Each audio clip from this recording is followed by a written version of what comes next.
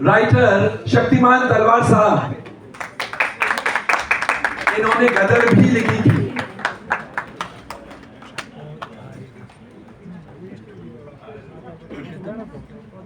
आइए शक्तिमान जी।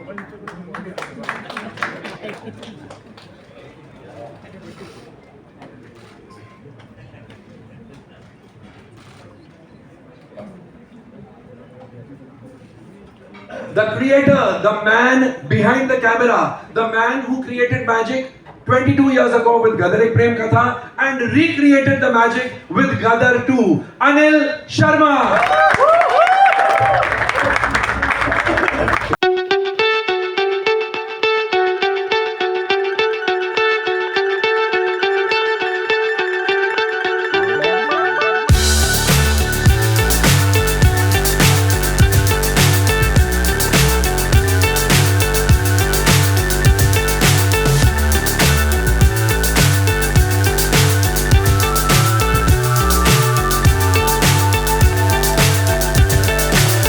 So high, I'm hypnotized. What's up is down, what's left is right. Chasing stars and holding you. I can't see the end, but we'll see it through.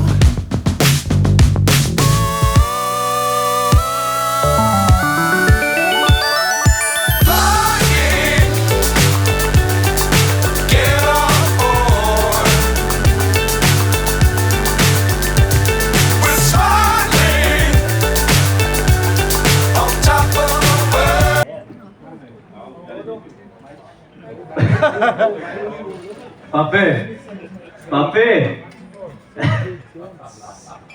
मैं भी जाऊंगा।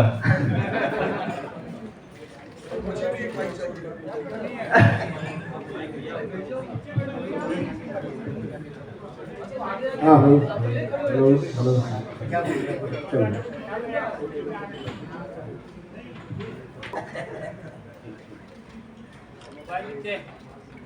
Well, congratulations. You all have actually created magic. आप लोगों ने actually जादू बनाया है, film नहीं बनाई है। सनी जी, आपसे मैं जानना चाहूँगा, जब फर्स्ट टाइम अनिल शर्मा मेरे ख्याल से आपके घर आए थे, आपको एक स्टोरी की 2 लाइन सुनाने, you know, शक्तिमान जी ने अनिल को सुनाई बात एंड अनिल ने आपके पास आकर आपको ये कहा। Exactly at that moment when you heard, 2 मिनटों में आपका फर्स्ट रिएक्शन क्या था? देखिए, मैं शुरू से बहुत घबरा रहा था गदर 2 के लिए, बिकॉज वो ऐसी पिक्चर है हमारी गदर के, उसको मैं नहीं चाह रहा था कि कहीं उसका स्वाद खराब हो जाए, बहुत डरता था। इसलिए मैं जब भी कुछ बोलते थे उन्होंने नहीं नहीं नहीं नहीं नहीं। और इस बार जब इन्होंने आके कहानी सुनाई, जो उसका सीड सुनाया, तो मुझे अच्छा लगा। तो ऐसा रियलाइज लगता है इसमें हम कर सकते हैं, एंड देन आपस में लग गए। The rest, as they say, is history. Shariq, पैसे आप दे रहे थे जी।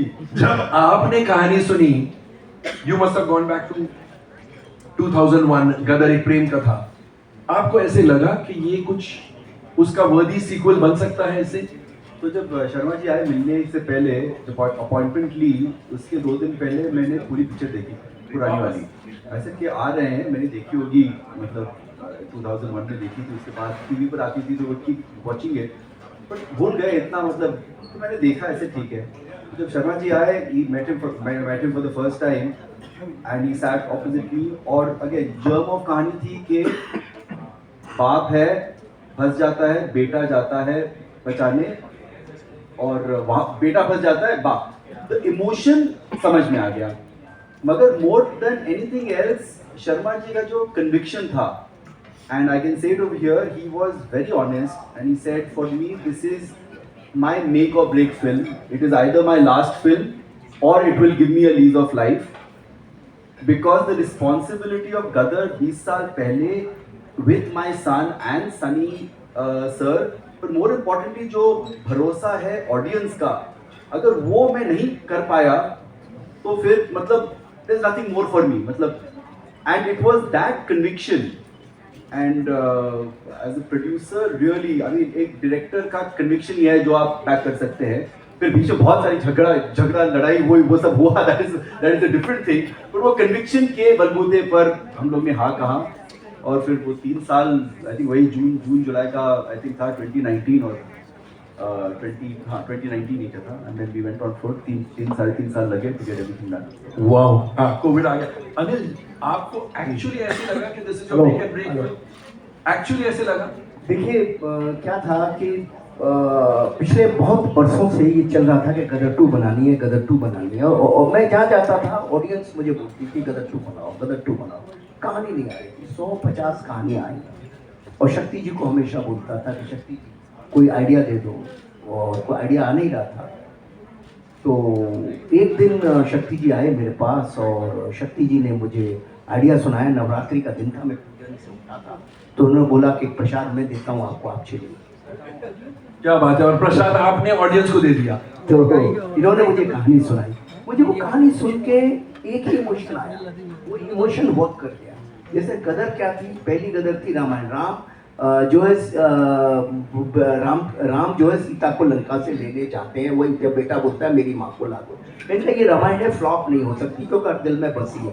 दूसरी कहानी जैसी इन्होंने मुझे सुनाई, मुझे लगा कि यार अगर अभिमन्यु चक्रव्यूह में फंसा था, अर्जुन का बेटा अभिमन्यु, और उस वक्त अगर अर्जुन पहुंच जाता तो महाभारत तो उस दिन खत्म हो जाता।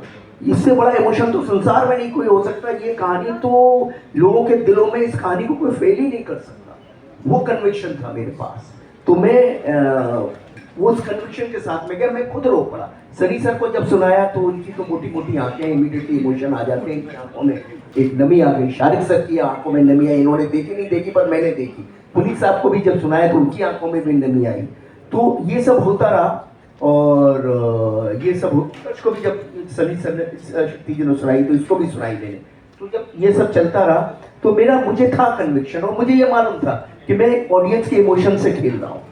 क्योंकि गदर, सनी सर भी बोलते थे कि भाई गदर नाम को हमें यूज नहीं करना है, हमें फिल्म बनानी है जो ऑडियंस के इमोशन पे खरी निकले। और ऑडियंस के इमोशन पे खेलने का मतलब है क्राइम से भी बड़ा क्राइम कर रहे हैं आप, इससे गलत काम कुछ नहीं कर सकते। यही हमने पढ़ा है, यही हमने सीखा है, यही हमारे माता पिता ने हमें सिखाया है। तो ऑडियंस के इमोशन से हम कैसे खेलते हैं? सिर्फ अपने स्वार्थ के लिए, अपने पैसे के लिए एक गदर दे दें और उसके बाद उनको लगे कि ये तो ऐसे ही है, कोई चीज़ बना दिया इन्होंने, हमको बेवकूफ़ बना दिया। तो वो एक दिमाग में बहुत 10 दफ़े 15 दफ़े सोचा। और सनी सर ने परसों हमारे ऑफिस आए थे तो कमाल की बात कही, शायद वही बात वर्क कर गई। इनसे सुनी मैंने परसों, लेकिन वो बात इन्होंने इतनी कमाल की कही कि जो आपका इंस्टिंक्ट होता है ना, पहले क्षण में जो डिसीजन होता है वो एकदम राइट होता है। वो क्योंकि इन्होंने मुझे एक एग्जाम्पल दिया, आग लगी है तो आग लगी है तो आपका हाथ जाता है, तुरंत वापस आ जाता है। उस वक्त आपका माइंड कहता है कि हाथ को वापस लो। तो जब कोई कहानी सुनते हो तो उस वक्त आपका माइंड भी तो कुछ बोलता होगा, वो गलत क्यों, ये गलत क्यों नहीं है। क्या बात। तो ये सनी सर ने कहा, तो मेरे तो चक्षु खोल दिए उस दिन उन्होंने ये कह के कि मैं कहा फर्स्ट टाइम जो आप सुनते हो, जो आप देखते हो वही राइट है, संसार में कुछ राइट नहीं है।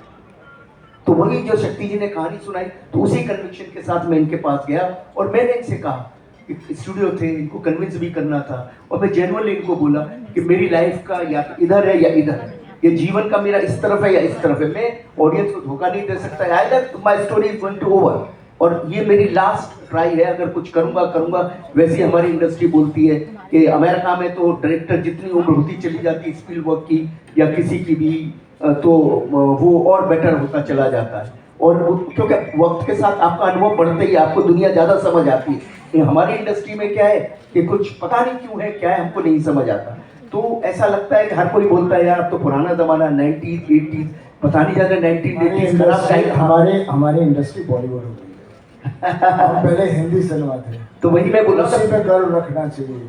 हमें क्यों नाम लेना किसी इंडस्ट्री का, वो हॉलीवुड है तो हम बॉलीवुड क्यों बने। हाँ, तो मैं यही बोल रहा हूँ ना sir. Great pride being India and be Indian and we should be known as a Hindi. Yes, तो क्या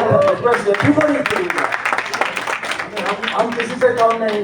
बिल्कुल सर, हम किसी से कम नहीं। जैसा जिंदाबाद है, था रहेगा। बी प्राउड, कभी शर्माओ मत के तुम कौन हो, तुम ही तुम हो और कोई नहीं है। वेरी गुड, वाह वाह वाह। जैसे आज कोई जर्नलिस्ट मुझे बोल रहा था यार at this age Sunny Deol is pulling the audiences, he is the Tom Cruise of India. I said तूने न्यूज़ नहीं सुनी, अमेरिकन टेलीविजन पर आ रहा है, किसी ने बोला Tom cruise is the Sunny Deol of Hollywood. Sunny की क्या ज्यादा मुश्किल था? आप बहुत शाय किस्म के इंसान हैं, इस फिल्म में आपने फ्रंट फुट पर प्रमोशन किया है, ज्यादा मुश्किल क्या था 3 चीजों में से?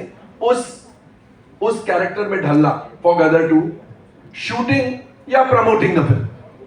देखिए इस बार मैं सब में ढल गया था क्योंकि क्या है, मैंने बहुत लंबी जर्नी देखी है अपनी लाइफ की, और पापा तो कब से, और हमारा पूरा परिवार ही वैसा है, और वही हमारी एक जो हमारे परिवार की चीज़ है। आई थिंक पूरा देश हमें जानता है, वी आर कनेक्टेड, उनको पता है हम कैसे हैं। पापा ने जो सिनेमा किया आज तक किसी ने वैसा सिनेमा नहीं किया। एक एक्टर है जिसने हर जॉनर की फिल्म बनाई और वो सुपरहिट रही है। बिल्कुल। हाँ, आज का एक्टर कोई ऐसे बताएगा कि मैंने कॉमेडी की, ड्रामा किया, एक्शन किया, सत्यकाम, सब हर तरह की, चुप इमोशनल रोल्स, और सब फिल्में हिट रही हैं। आज के ज़माने में एक एक्टर ऐसा नहीं है, और पिछले ज़माने में नहीं था, सिर्फ पापा थे, लेकिन उन्होंने कभी बोला नहीं। सही। जनता देख रही थी, जनता जानती थी, इंडस्ट्री नहीं बोल सकती थी, बिकॉज वो बहुत ही बड़ा आदमी था, वैसा बनना मुश्किल था। वैसे आदमी के बारे में ना बढ़ाई की जाए इंडस्ट्री तो उसे शांत रखती है, और हम भोले वाले आदमी हैं, हमें क्या लेने देना कौन क्या बोलता है, हम तो जनता के साथ जुड़े हुए हैं। और आज भी जो हो रहा है वो जनता को चाहिए था। तो जनता ने तारा सिंह को अपने दिलों में, सकीना को अपने दिलों में, या परिवार को अपने अंदर बना के रखा हुआ है, बिकॉज वो चाहते हैं हम भी इसी तरह का परिवार हों। और वो परिवार की जो ताकत है उसका प्यार है, और जब मुश्किल आ जाती है तारा के ऊपर तो तारा खड़ा हो जाता है, फिर उसके साथ तन जोड़ता है रब उसके अंदर आ जाता था। बिल्कुल। मुश्किल के वक्त हर फैमिली में रब आ ही जाता है, और वही ताकत होती है जिसको मिरेकल कहते हैं।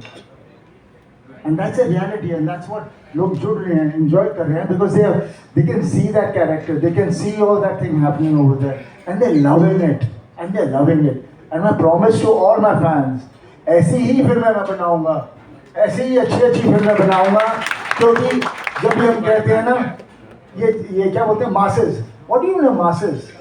पब्लिक इज पब्लिक मीन्स हम सब पब्लिक है। आपका मास बोल के उसको नीचे कर रहे हो, आपको कोई भरे हो, आपको सालों को अकल नहीं है जो अपने आप को अलग करता है, उसको समझ ही नहीं है हिंदुस्तान क्या है। हिंदुस्तान समझो, अपने मुल्क को समझो, घर को समझो, और ये जो बाकी चीज़ों को हम लोग लेके चलते रहते हैं, उसकी नकल कर दी, इसकी नकल कर दी, अपने आप को उभारो। कला वो होती है, हमारे यहाँ कला थी, हमारे यहाँ इतनी सारी कला थी, पूरा देश में जितनी कला थी, पूरी दुनिया हमारी कला चोरी करके ले गई है, और कहाँ से कहाँ पहुँच गई है, हमें पता ही नहीं हमारी कला कहाँ थी। हमारी कला है वहाँ, उनको मत देखो, वो तो आगे जा रहे हैं, बिकॉज वो उसको फाइन ट्यून कर रहे हैं, हम उनकी नकल करते हैं। हम अपने आप से कोई नई चीज़ बनाए। मुझे कभी कोई कहता है यार ये सीन है उस पिक्चर का, ऐसे करें, मैंने क्या सोच नहीं सकते कोई और नया सीन?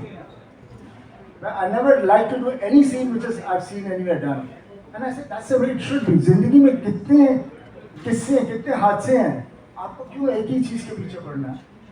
एंड मुझे आजकल क्यों ऐसे मैं बोल रहा हूँ, क्योंकि मैंने पॉडकास्ट देख रहा था, सुन रहा था, और मुझे लग रहा है जो नई जनरेशन आ रही है अब, I somehow feel I'm connecting with them, because वो चाह रहे हैं कि अपना देश ढूंढना चाह रहे हैं। Yes. वो देश ढूंढना चाह रहे हैं, क्योंकि स्कूल में भी हमारे देश के बारे में कुछ पढ़ाया नहीं जाता। वो हमारा कल्चर ढूंढना चाहते हैं, वो हमारी हिस्ट्री, सब कुछ ढूंढना चाह रहे हैं, and they going out and doing it. तो मुझे बहुत भरोसा है कि फिर से we will have that kind of a talent which was there, which is not existing much now. मैं किसी की वो नहीं बुराई नहीं कर रहा, they are doing, everybody is talented, but वो बात होनी चाहिए जहाँ पर कुछ किया, खुश हुए, आगे चले। ये नहीं कि अभी मैं ये हो गया तो अभी मैं वो करूँगा, मैं ऐसे करूँगा, वो कुछ नहीं होता। एंड मैं बहुत ज़्यादा बोल गया। टैलेंट की बात चली तो